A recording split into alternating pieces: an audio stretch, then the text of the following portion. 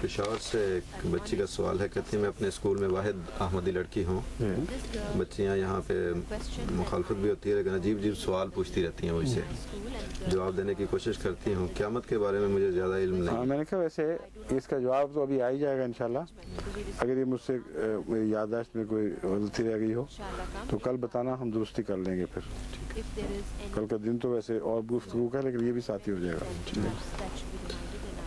یہ کہتے ہیں قیامت کے بارے میں حضور ہاں کیا وضاحت فرمائیں، اس میں انہوں نے کوئی حضرت صلی اللہ علیہ وآلہ وسلم سے ایک دفعہ قیامت کے متعلق سوال ہوا تھا کہ یا رسول اللہ قیامت کب ہوگی، تو آپ نے فرمایا تم نے اس کی تیاری کر لی ہے؟ کیسا پیارا جواب ہے، اس سے بحث نہیں ہے کہ کب ہوگی، جب بھی ہوگی تم پر تو قیامت ٹوٹ پڑے گی کیونکہ تمہیں اپنا حساب دینا ہوگا۔ تو اگر قیامت کے متعلق دلچسپی ہے تو کب کی بحث بیکار ہے، یہ بحث ہونی چاہیے کہ کیا قیامت کے دن میں اس لائق بھی ہوں گا کہ نہیں کہ اپنا حساب کتاب خدا کے حضور پیش کر سکوں اور میری بخشش کے سامان ہوں۔ تو آپ کو بھی قیامت کے متعلق میری یہی گزارش ہے کہ آپ اپنی قیامت کا فکر کریں، اس بڑی قیامت میں اتنی دلچسپی لینے کی آپ کو ضرورت نہیں، کیونکہ میں جانتا ہوں آپ کے ذہن میں انفرادی قیامت نہیں ہے بلکہ وہ اجتماعی قیامت کا تصور ہے جس کے متعلق کہا جاتا ہے کہ تمام دنیا کی صف لپیٹ دی جائے گی۔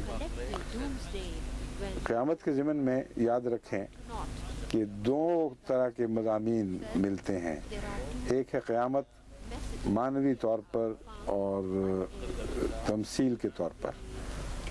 ایسی قیامتیں قوموں پر پہلے بھی آئیں اور قوموں کے حالات تبدیل ہو گئے اور بڑے بڑے انقلابات واقع ہوئے، ان کو بھی قیامت ہی کہا جاتا ہے۔ اور بعض ایک قیامت وہ ہے جس کو ڈومز ڈے کہتے ہیں انگریزی میں، جس کا مطلب یہ ہے کہ ساری دنیا کی صف لپیٹ دی جائے اور کچھ یہاں باقی نہ رہے۔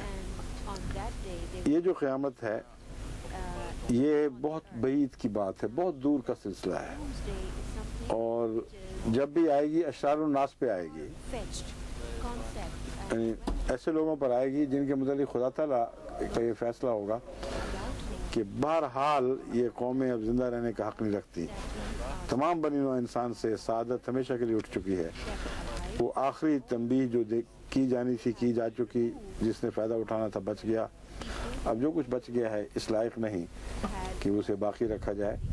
یہ وہی مضمون ہے جیسے نوح کی قوم پر ایک جزوی قیامت ٹوٹی تھی اور خدا تعالیٰ نے حضرت نوح کو بتا دیا تھا کہ اب ان لوگوں میں کوئی بھی ایسا انسان نہیں رہے گا جو شریف ہو اور حق کو قبول کر سکے۔ تو اسی لیے حضرت نوح نے دعا یہی کی اللہ تعالیٰ سے کہ اے خدا اب ان کو مٹا دے کہ ان میں کوئی ایسا وجود نہیں رہا جو پاک بچے جنے اور پاک نسل کو آگے بھیجے۔ تو فاجر و فاسق پیدا کرنے ہیں اور ان کے سوا کچھ یہ نہیں کر سکتے، تو ان کو مٹا دینا بہتر ہے۔ بس ایک نمونہ خدا نے ہمیں ماضی میں دکھا دیا کہ قیامت کیسی آتی ہے اور کیسے لوگوں پر آتی ہے۔ ایسے ہی حالات جب عالمگیر ہو جائیں گے تو پھر ایک قیامت آئے گی، اس میں دلچسپی لینے کی کوئی موقع نہیں ہے۔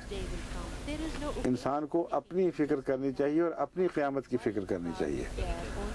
اور جہاں تک انقلابات کا تعلق ہے، اس قیامت کا ذکر قرآن کریم میں لفظ سا سے ملتا ہے۔ السا اسے بھی قیامت کے معنوں میں سمجھا جاتا ہے، مگر در حقیقت اس کا زیادہ اطلاق روحانی انقلابات پر ہوا کرتا ہے۔ چنانچہ حضرت صلی اللہ علیہ وآلہ وسلم کے متعلق بھی قرآن کریم فرماتا ہے اقتربت الساعۃ وانشق القمر، کہ دیکھو چاند دو ٹکڑے ہو گئے جب رسول اللہ صلی اللہ علیہ وسلم نے انگلی اٹھائی۔ کس بات کی علامت ہے کہ قیامت بہت قریب آ گئی ہے۔ وہ قیامت اگر ظاہری قیامت ہوتی تو آج 1400 سال سے زائد ہو گئے، وہ کہاں قریب آئی اور کہاں چلی گئی؟ بس صاف ظاہر ہے کہ جس کی انگلی کے اشارے سے چاند دو ٹکڑے ہوا ہے، اس کی عظیم طاقتوں اور اس کے سے تعلق رکھنے والے ایک انقلاب کا ذکر تھا کہ اس میں خدا تعالیٰ نے انقلاب کی طاقتیں رکھی ہیں۔ اور عنقریب اس قوم کی کیا پلٹ جائے گی. ایسا ہی ہوا. اس معنی میں قیامت کا دوسرا ذکر حضرت مسیح کے حوالے سے ملتا ہے. وَإِنَّهُ لَعِلْمٌ لِلسَّاعَةِ عیسیٰ علیہ السلام کا ذکر میں فرمایا کہ وہ بھی ساعت کی نشانی ہوگا. پس مسیح ابن مریم کے دوبارہ نزول کی خوشخبری بھی اس آیت میں دے دی گئی اور یہ بھی بتایا گیا کہ آپ سات کا نشان بن جائیں گے, آپ کے بعد قیامت آئے گی. احادیث میں اسی طرف اشارہ ہے جب یہ کہا جاتا ہے کہ قیامت قریب ہوگی. اور مولوی پوچھتے ہیں کہ اگر یہ مسیح سچا تھا, یعنی مسیح علیہ السلام, تو وہ قیامت کہاں گئی؟ تو ان کو ہم کہتے ہیں کہ تمہیں پہلی قیامت کون سی نظر آ گئی ہے؟ جو 14 سال پہلے آئی تھی, وہ دیکھ لو تو پھر دوسری قیامت دکھائیں گے. وہ روحانی اور عظیم روحانی انقلاب ہے جو آ بھی چکا اور تمہیں دکھائی نہیں دے رہا. بس مسیح سے وابستہ قیامت بھی محمد رسول اللہ علیہ وسلم سے وابستہ قیامت سے الگ نہیں, کیونکہ مسیح اپنی ذات میں کوئی قیامت نہیں لا سکتا. مسیح کی کیا مجال ہے کہ محمد رسول اللہ علیہ وسلم کی امت میں قیامت برپا کر دے؟ ہاں, وہ امت ہی کا فرد ہو, آقا سے نہیں بڑھ سکتا. بس جو بھی قیامت ہے وہ آنے والے مسیح سے وابستہ, وہ محمد رسول اللہ علیہ وسلم کی لائی ہوئی قیامت کے تابع اور اسی نہج پر ہوگی جس سے پہلے قیامت آئی تھی. بس اگر وہ قیامت آپ کے پیش نظر ہے تو اس کا میں جواب دے چکا ہوں کہ وہ اس قیامت سے مراد روحانی انقلاب ہے. قیامت اس کو کیوں کہا جاتا ہے؟